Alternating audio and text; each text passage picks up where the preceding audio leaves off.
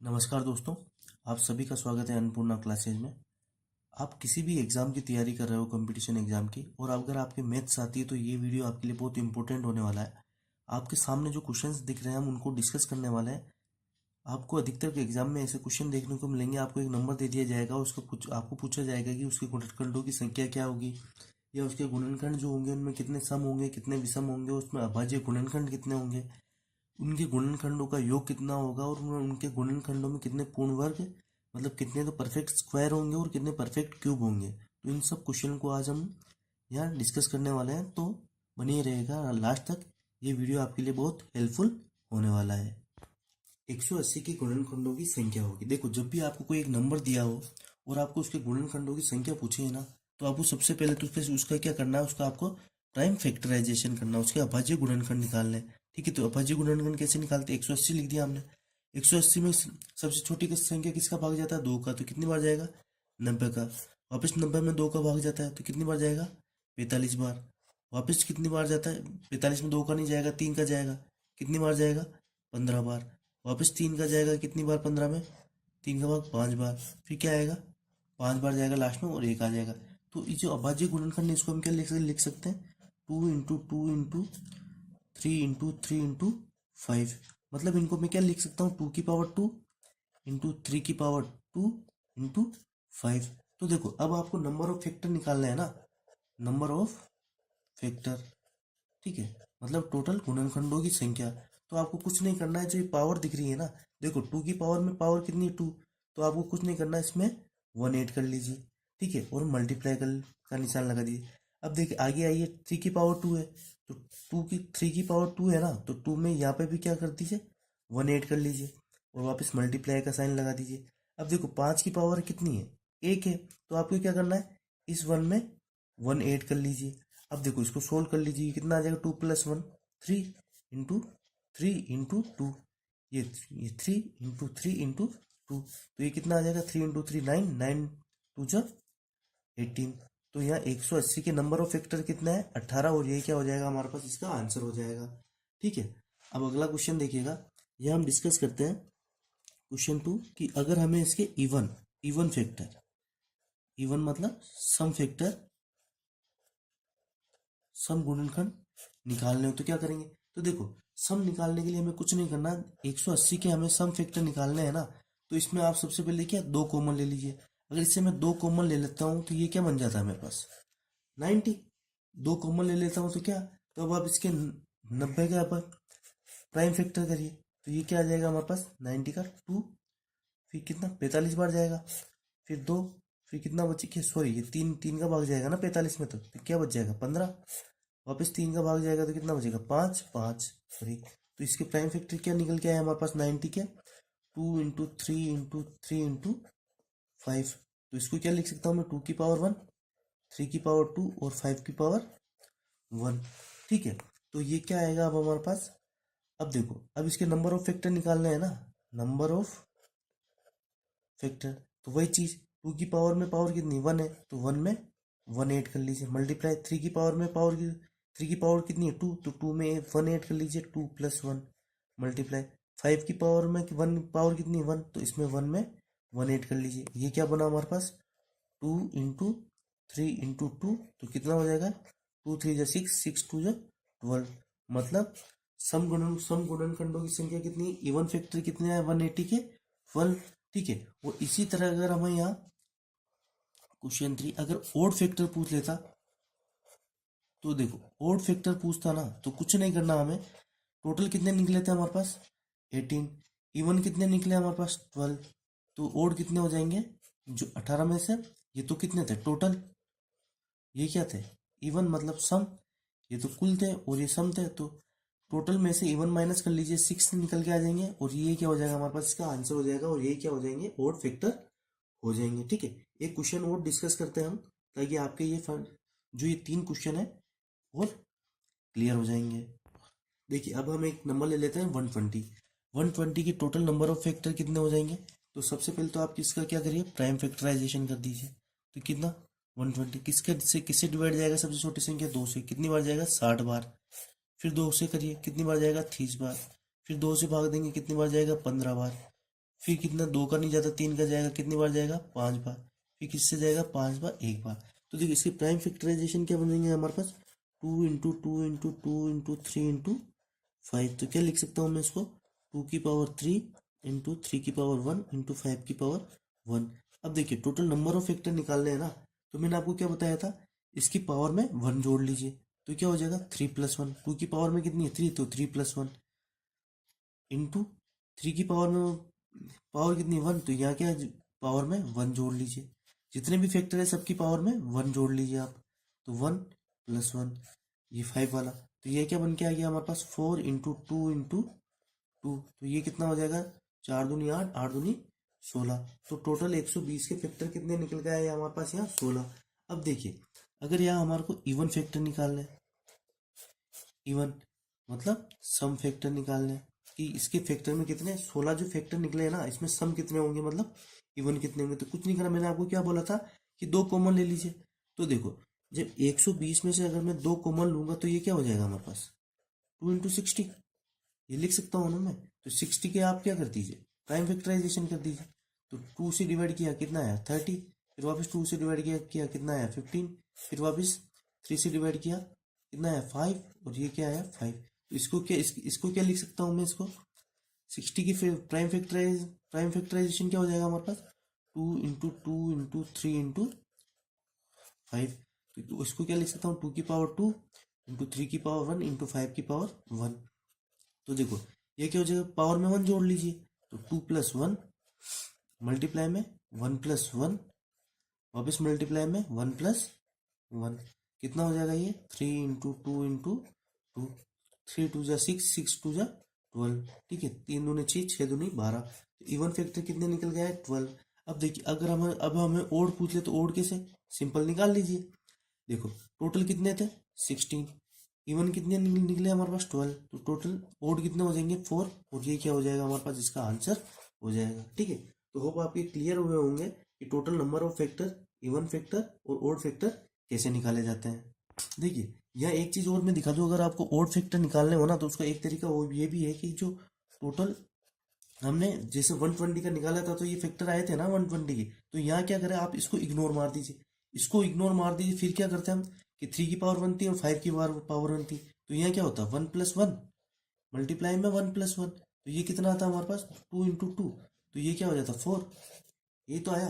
देखो आपकी इच्छा है, आप सम निकाल के निकालिए, अगर और डायरेक्ट भी निकालना हो ना, तो इसमें क्या करिए, आप जो जो इवन पावर जो मिलती है ना 2 की, इसको कैंसिल कर दीजिए, और ये सिंपल जो ओड ओड है ना उनको ले लीजिए, वैसे भी आपका निकल के आ जाएगा।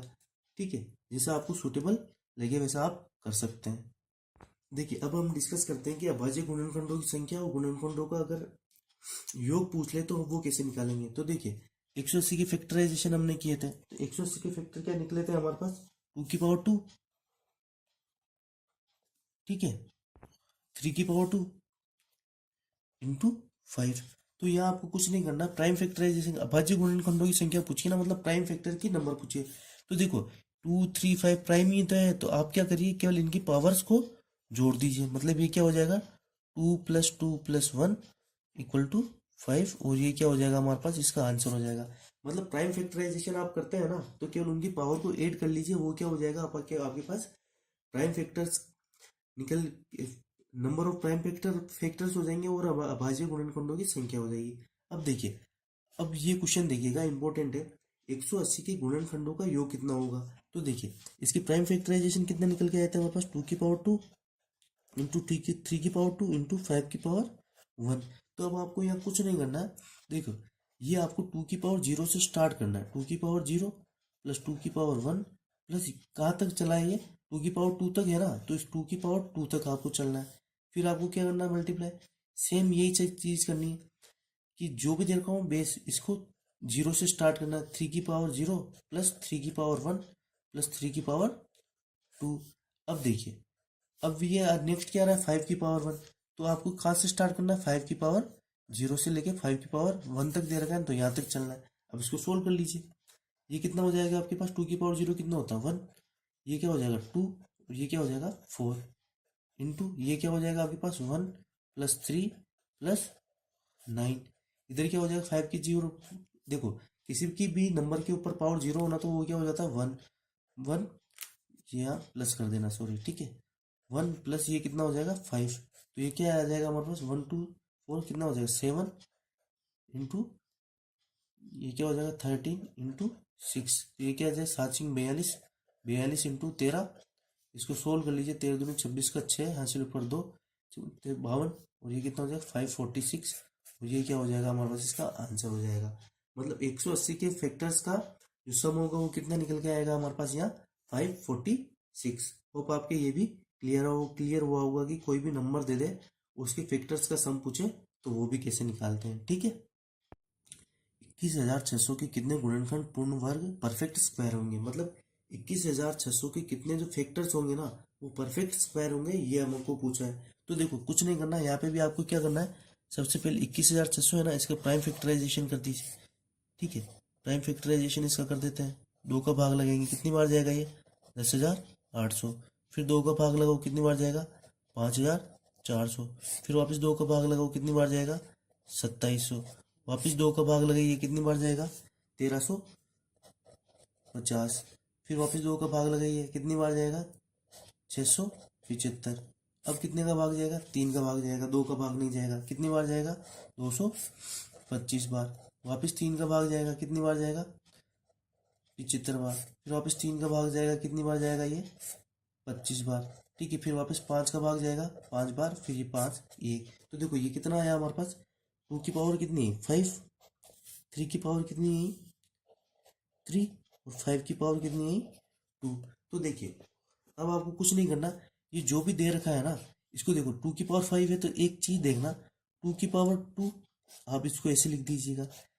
मैं जो इजी हो जाएगा आपके लिए मैं बता रहा हूँ आपको, इसको आप स्क्वायर की फॉर्म में लिख दीजिएगा जो भी आपके फैक्टर दे रखे हैं।